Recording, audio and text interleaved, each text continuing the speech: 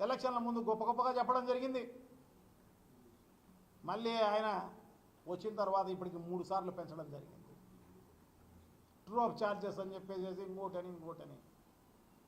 So అందుకోసమే విద్యుత్ పైన మేము పోరాటం చేసేదానికి, నిరసన వ్యక్తం పరిచేసేదానికి వైఎస్ఆర్ కాంగ్రెస్ పార్టీ పిలిపిస్తే ఎక్కడ చూసినా వేలాది మంది ఆ కార్యక్రమంలో పాల్గొన్న పరిస్థితి అన్నమాట రాష్ట్రంలో.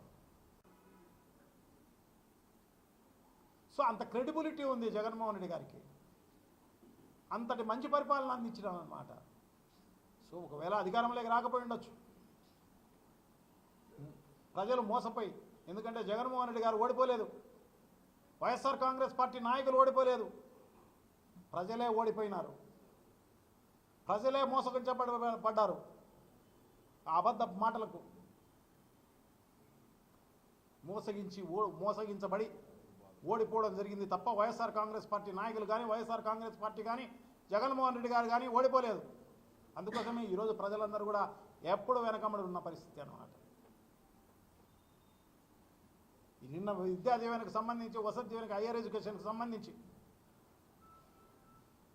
మేము గత నెలలోనే 3వ తారీఖు నిరసన వ్యక్తం చేస్తామని పిలిపిస్తే దానికి భయపడి ఒక్క ఇన్స్టాల్మెంట్ ఇవ్వడం జరిగింది. అది కూడా కొంతమందికి. అరియర్స్ ఎవరిస్తారు? గత డిసెంబర్ వరకు వైఎస్ఆర్ కాంగ్రెస్ పార్టీ ఇవ్వడం జరిగింది. దాని తర్వాత అంతా కూడా 4,500 కోట్ల రూపాయలు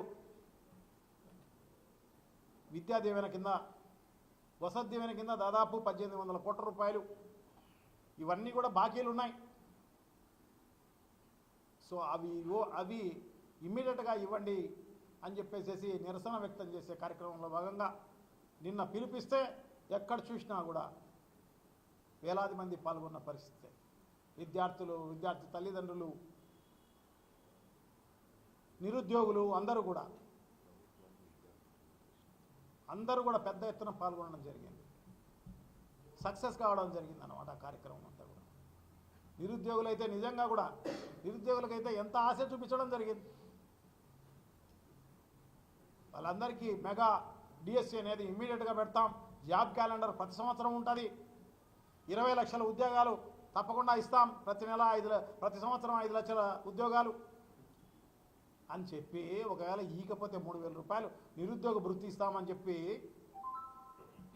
ఇంతవరకు 10 నెలల్లో ఒక్కరికి ఇచ్చావా? ఒక్కరికి ఉద్యోగం ఇచ్చావా? మరి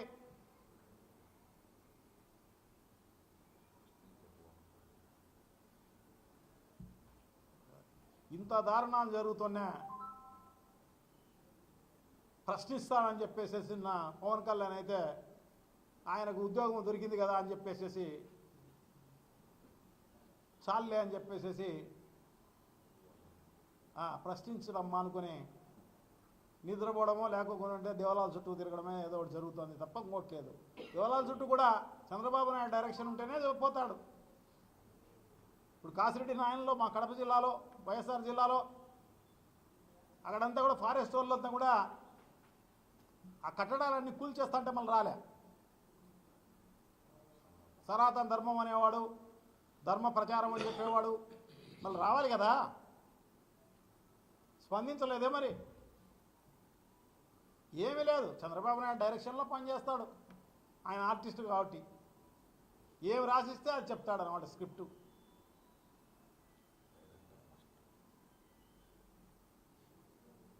ఈ రకంగా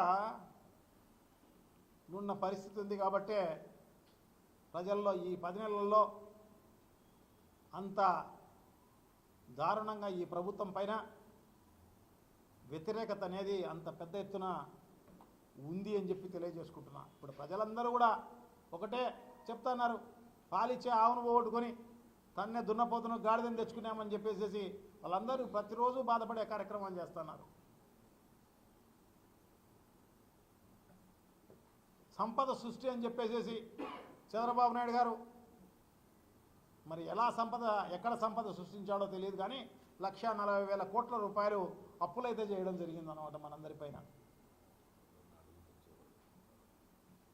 మళ్ళీ దానికి ఏదో దీన్ని ఎలా సంపద సృష్టించాలో చెవులో చెప్పాలంట మళ్ళీ ఆయన. మనం ముందుగా నీకేమైంది, నువ్వు ఎందుకు చెప్పినావు మరి? సంపద సృష్టిస్తా, నాకు 45 ఏళ్ళ ఇండస్ట్రీ, 50 ఏళ్ళ ఇండస్ట్రీ అని చెప్పి చెప్తుంటావే గొప్పలు.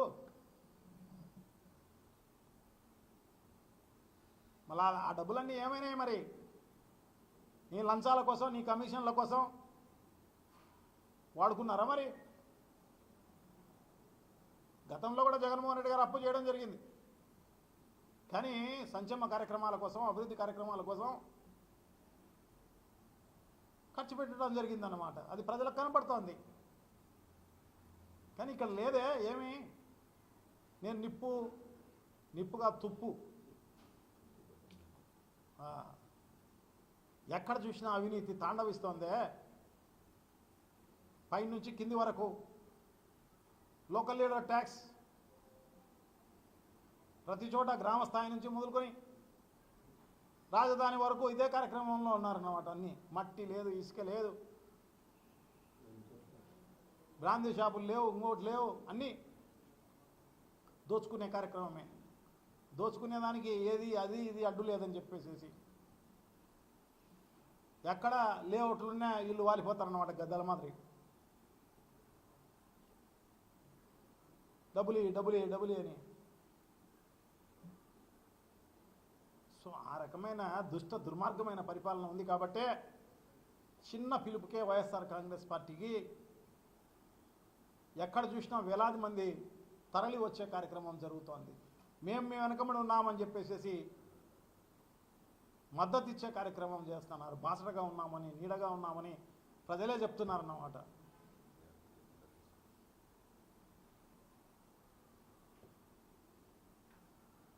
సో తప్పకుండా ఇవన్నీ కూడా వైఎస్ఆర్ కాంగ్రెస్ పార్టీ విజయాలే.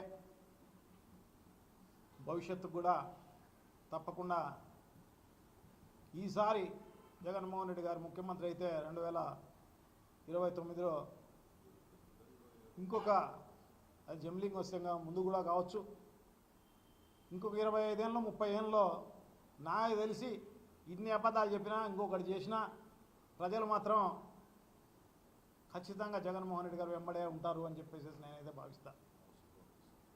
ఎప్పుడూ మోసపోరు. భవిష్యత్తులో ఒక్కసారి మోసపోయినారు, 2 సార్లు మోసపోయినారు, ఇంకా మోసపోయే కార్యక్రమం చేస్తే ప్రజలే వాళ్ళ విఘ్నతకే వదిలేయాలన్నమాట. సో తప్పకుండా, ఎందుకంటే పార్టీ అనేది ఒక చరిత్ర.